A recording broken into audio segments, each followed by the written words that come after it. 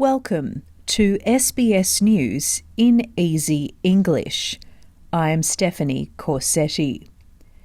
Victoria has recorded 733 new locally acquired cases of COVID-19 from 56,000 tests, including a man who attended an anti-lockdown protest this week.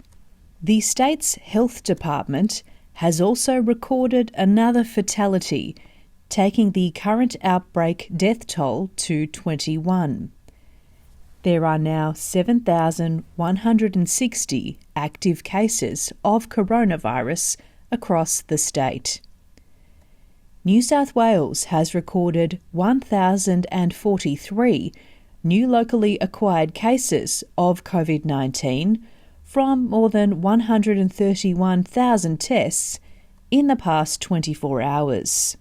The state also recorded another 11 deaths, taking the number related to this current outbreak to 277. New South Wales Health says 84% of the population aged over 16 years has received a first vaccine, and 56% are fully vaccinated. Speaking at the Southwestern Sydney Vaccination Centre in Macquarie Fields, New South Wales Premier Gladys Berejiklian issued this warning to residents who have endured 3 months of lockdown. When we start opening up, it has to be step by step. It has to be done cautiously. So whilst we're all looking forward, it's almost a gallop to the finish line in terms of the 70% double dose, we need to make sure that what we do at 70% and 80% is done cautiously. And Australia has reached a 50% vaccine milestone after administering a record of more than 2 million vaccine jabs in a week. According to the latest federal government figures, just over half of all eligible adult Australians are now fully vaccinated. More than 26 million doses have been administered across the country. A pilot plan that will see the phased return of fully vaccinated international students to New South Wales has been finalised by the state government. The plan has been approved by the federal government, with the first flight to land in Sydney by the end of this year.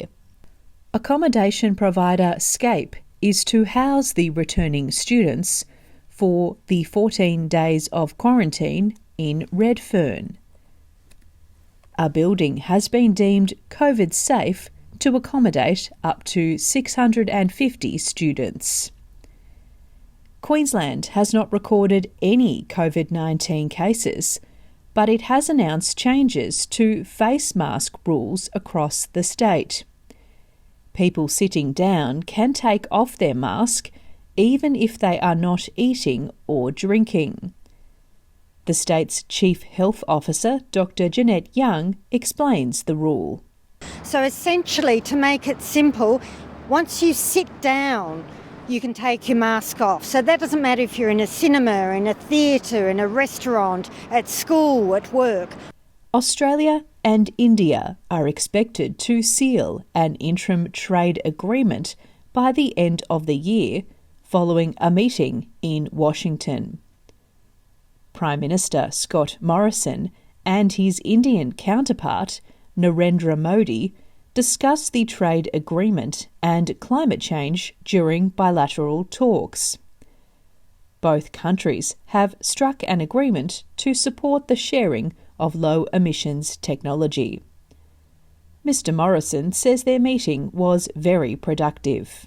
Our meeting today, we agreed to go forward with a low-emissions technology partnership on hydrogen development, ultra-low-cost solar programs, to support their energy transition. And so we'll work together closely with our good friends in India.